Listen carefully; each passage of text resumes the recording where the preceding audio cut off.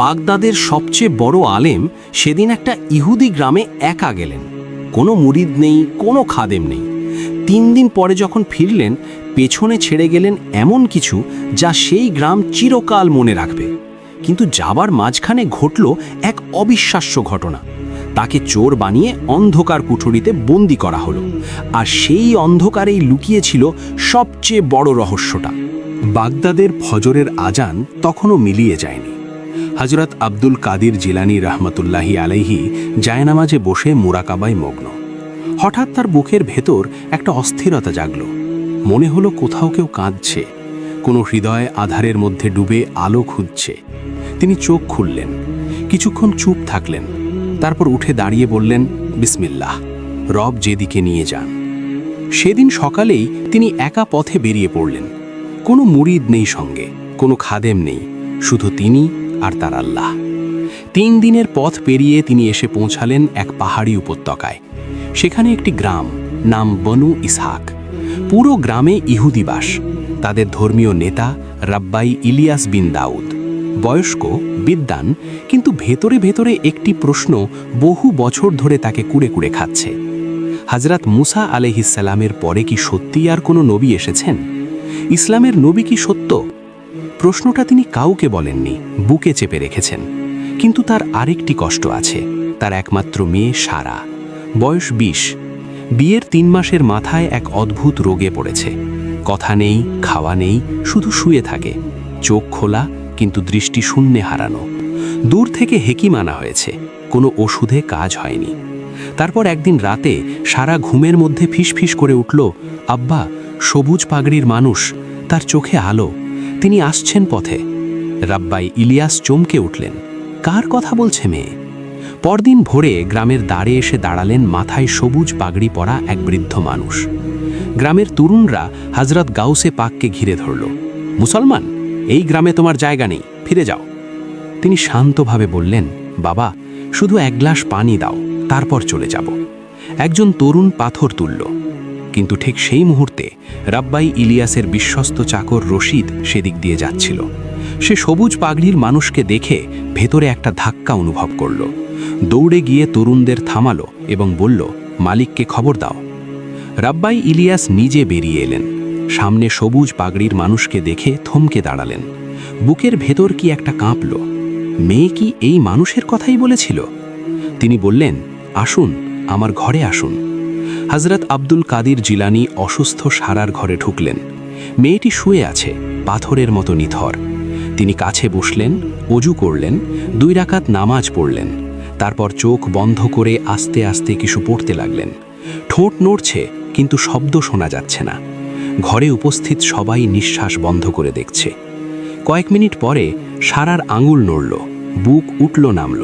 সে একটা দীর্ঘ শ্বাস নিল এবং ধীরে ধীরে চোখ খুলল। সে সোজা হাজরতের দিকে তাকালো। তার মুখে একটি হাসি ফুটল। আপনি এসেছেন, স্বপ্নে আপনাকেই দেখেছিলাম। ঘরে স্তব্ধতা নেমে এলো। রাব্বাই ইলিয়াস দেওয়ালে হাত দিয়ে ধরলেন, পা কাঁপছে তার। কোনো ওষুধ নেই, কোনো মন্ত্র নেই, শুধু নামাজ আর মোনাজাত। এতেই মেয়ে সুস্থ। সারার সুস্থতার খবর মুহূর্তেই গ্রামে ছড়িয়ে পড়ল। গ্রামের অনেক মানুষ কৌতূহলী হয়ে এলো, হযরতের সাথে কথা বলল। তার চেহারায়, কথায়, চালচলনে এমন কিছু একটা ছিল যা মানুষকে টানত। এই দৃশ্য দেখে গ্রামের 2 প্রভাবশালী মানুষ, সামুয়েল ও ফিনহাস, ভেতরে ভেতরে জ্বলতে লাগল। সামুয়েল ফিসফিস করে বলল, এই মুসলমান যদি আরও থাকে তাহলে আমাদের লোকজন তার দিকে ঝুঁকবে। একে তাড়াতে হবে, এবং এমনভাবে তাড়াতে হবে যেন আর কোনো মুসলমান এই গ্রামের পথ না মাড়ায়। পরদিন ভোরবেলায় সামুয়েলের বাড়ি থেকে চিৎকার উঠল, চোর, আমার সোনার থলি গেছে, মুসলমান চোর আমার 50টি স্বর্ণমুদ্রা চুরি করেছে। সে দৌড়ে বেরিয়ে এসে চিৎকার করতে লাগলো, গতকাল রাতে এই দরবেশ আমার ঘরের পাশ দিয়ে গিয়েছিল, আমি নিজে দেখেছি, সেই নিয়েছে। উত্তেজিত ভিড় তৈরি হয়ে গেল। কেউ বিশ্বাস করল, কেউ করল না। কিন্তু সামুয়েলের দলবল এত জোরে চিৎকার করতে লাগলো যে ভিড় গরম হয়ে উঠল। হযরত আব্দুল কাদির জিলানীকে ধরে এনে গ্রামের মাঝখানে দাঁড় করানো হলো। চারদিক থেকে শত শত মানুষ, কেউ গালি দিচ্ছে, কেউ পাথর ছুটছে। সামুয়েল সামনে এসে দাঁড়ালো, স্বীকার করো, কোথায় লুকিয়েছ আমার স্বর্ণমুদ্রা? হযরত আব্দুল কাদির জিলানী স্থির হয়ে দাঁড়িয়ে আছেন। তার চেহারায় ভয় নেই, রাগ নেই, উদ্বেগ নেই, চারদিকে হাজার মানুষের চিৎকার, কিন্তু তিনি যেন অন্য এক জগতে আছেন। তিনি ধীরে স্পষ্ট কণ্ঠে বললেন, আমি চোর নই, আমি আল্লাহর বান্দা। মিথ্যা অভিযোগ দুনিয়ায় ক্ষমতাবানকে হয়তো জেতাতে পারে, কিন্তু আল্লাহর দরবারে সত্যই জয়ী হয়। সামুয়েল ঠান্ডা হাসি দিয়ে বলল, আখেরাত পরের কথা, এখন আমরাই বিচারক। তাকে একটি অন্ধকার গোলাঘরে আটকে রাখা হলো। দরজায় তালা, বাইরে পাহারাদার। সেই অন্ধকার ঘরে হযরত একা। তিনি মাটিতে বসলেন, চোখ বন্ধ করলেন, বুক ভরে একটা নিঃশ্বাস নিলেন। তারপর ধীরে ধীরে বললেন, ইয়া আল্লাহ, তুমি জানো আমি নির্দোষ, আমার ইজ্জত তোমার কাছে। এই মানুষগুলোকে হেদায়েত দাও, এই গ্রামে তোমার নূর পৌঁছে দাও। রাত গভীর হলো, পাহারাদার ঘুমিয়ে পড়ল, সারা গ্রাম নিস্তব্ধ। কিন্তু সেই অন্ধকার ঘরে এক অদ্ভুত ঘটনা ঘটল। ঘরের কোণে একটি হালকা আলো জ্বলে উঠল। হযরত চোখ খুললেন, তার মুখে একটি গভীর প্রশান্তি হাসি ফুটে উঠল। তিনি অনুভব করলেন আল্লাহর রহমত তাকে ঘিরে আছে। একজন আল্লাহর ওলি কখনো একা নন। তার দুই চোখ থেকে কৃতজ্ঞতার অশ্রু ঝরে পড়ল। আলহামদুলিল্লাহি রাব্বিল আলামিন, আলহামদুলিল্লাহি রাব্বিল আলামিন। সেই রাতেই গ্রামের অন্য প্রান্তে একটি ঘটনা ঘটছিল। সুস্থ সারা ঘুমাতে পারছিল না, তার বুকে অস্থিরতা। যে মানুষটি তাকে সুস্থ করলেন তাকে মিথ্যা অভিযোগে আটকে রাখা হয়েছে, এই কষ্ট সে সহ্য করতে পারছে না। সে তার পিতার কাছে গেল, আব্বা, এই বুজুর্গ মানুষ চোর নন, আমি জানি। রব্বাই ইলিয়াস চুপ করে রইলেন। তিনিও জানেন, কিন্তু সামুয়েলের বিরুদ্ধে কথা বলার সাহস নেই তার। ঠিক সেই মুহূর্তে বাইরে হইচই শোনা গেল।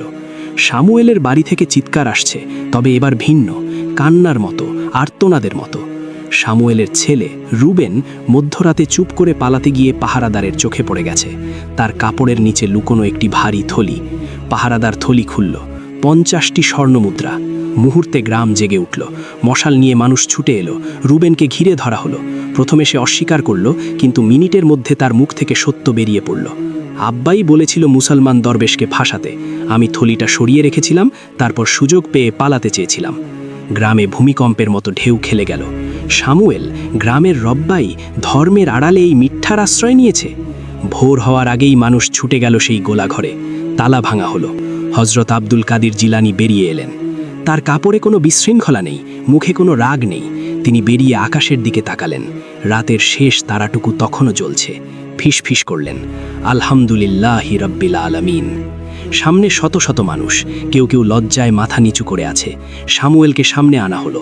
সে মাটির দিকে তাকিয়ে। তার সমস্ত সম্মান, ক্ষমতা, ধর্মীয় কর্তৃত্ব মুহূর্তে ধুলোয় মিশে গেছে। গ্রামের মাথারা বলল, এই মুসলিম বুজুর্গের কাছে ক্ষমা চাও। সামুয়েল কাঁপছে, মাথা তুলতে পারছে না। হযরত নিজেই এগিয়ে গেলেন। সামুয়েলের সামনে দাঁড়িয়ে অত্যন্ত শান্ত গলায় বললেন, ভাই, তুমি আমার বিরুদ্ধে মিথ্যা বলেছ, আমাকে অন্ধকারে বন্দী করেছ, কিন্তু আমি তোমাকে আল্লাহর ওয়াস্তে ক্ষমা করে দিলাম। আল্লাহর দরবারে আমার কোনো অভিযোগ নেই তোমার বিরুদ্ধে। সামুয়েল মাটিতে বসে পড়ল। তার চোখ থেকে পানি পড়ছে। এই মানুষকে সে জেলে পুড়েছিল, আর এই মানুষ তার জন্য ক্ষমার হাত বাড়িয়ে দিচ্ছে। হযরত আরও বললেন, সামুয়েল, তুমি কি জানো আমি সারা রাত সেই অন্ধকার ঘরে একটুও ভয় পাইনি? কারণ আমার আল্লাহ আমার সাথে ছিলেন। যে আল্লাহ সত্য জানেন, তিনি কখনো তার বান্দাকে ছেড়ে যান না। ভিড়ের মধ্যে রব্বাই ইলিয়াস এগিয়ে এলেন। তার চোখে জল। বহু বছরের সেই চাপা প্রশ্নটা আজ আর চেপে রাখতে পারছেন না। হযরত, আপনার সাথে একটু একান্তে কথা বলতে চাই। তারা দুজন একটু সরে বসলেন। রব্বাই ইলিয়াস বললেন, আমি সারা জীবন তোরাহ পড়েছি, মুসা আলাইহিসসালামকে ভালোবেসেছি, কিন্তু একটি প্রশ্ন আমাকে ঘুমাতে দেয় না, মুহাম্মদ কি সত্যিই আল্লাহর নবী? হযরত একটু চুপ থাকলেন। তারপর বললেন, ইলিয়াস ভাই, তোরাহে কি লেখা নেই যে শেষ নবী আসবেন যিনি সত্যের পূর্ণতা দেবেন? তুমি কি সেই বর্ণনা পড়নি? রব্বাই কাঁপলেন। পড়েছি, কিন্তু স্বীকার করতে ভয় পেয়েছি। কিসের ভয়? মানুষের ভয়, সমাজের ভয়। হযরত তার হাত ধরলেন এবং বললেন, ইলিয়াস ভাই, আল্লাহর সামনে দাঁড়ানোর দিন মানুষ কাজে আসবে না, শুধু সত্য কাজে আসবে। আর সত্য হলো লা ইলাহা ইল্লাল্লাহু মুহাম্মাদুর রাসূলুল্লাহ। দীর্ঘ নীরবতা। তারপর রব্বাই ইলিয়াসের চোখ থেকে অশ্রু গড়িয়ে পড়ল। বহু বছরের ভার নামছে বুক থেকে। আমাকে কালিমা পড়ান। সূর্য তখন পুরোপুরি উঠে গেছে। সেই আলোয় রব্বাই ইলিয়াস কালিমা পড়লেন। পাশেই দাঁড়িয়েছিল সারা, সেও কালিমা পড়ল। এবং অল্পক্ষণ পরে সামুয়েলও এসে দাঁড়ালো হযরতের সামনে। তার চোখে এখন আর অহংকার নেই, শুধু অনুতাপ। আমাকেও পথ দেখান। সেই ইহুদিদের গ্রামে সেই ভোরের আলোয় 3টি কালিমা উচ্চারিত হলো। কিছুদিন পরে হজরত আব্দুল কাদির জিলানী বিদায় নিলেন। সারা কাঁদছে। রব্বাই ইলিয়াস মাথা নিচু করে দাঁড়িয়ে। হজরত সারার মাথায় হাত রেখে বললেন, মা, তোমার বুকে সত্যের পিপাসা ছিল, সেটাই আল্লাহর দেওয়া সবচেয়ে বড় নেয়ামত। এই পিপাসা কখনো মেটাতে দিও না। নামাজ পড়ো, কুরআন শেখো, আল্লাহকে ডাকো। রব্বাই ইলিয়াসকে বললেন, ভাই, তোমার জীবনের সেরা সিদ্ধান্ত নিয়েছ আজ। আল্লাহ তোমার বাকি জীবনকে নূর দিয়ে ভরে দিন। তিনি পথে নামলেন। পেছনে পড়ে রইল সেই গ্রাম যেখানে একদিন আজান হয়নি, সেখানে আজ মসজিদ উঠবে। যেখানে একদিন মুসলিমকে পাথর মারা হয়েছিল, সেখানে আজ কালিমার ধ্বনি। হজরত হাঁটছেন, মনে মনে বলছেন, ইয়া আল্লাহ, সমস্ত প্রশংসা তোমারই। তুমি যাকে চাও হেদায়েত দাও। আমি তো শুধু তোমার একটি নগণ্য বান্দা।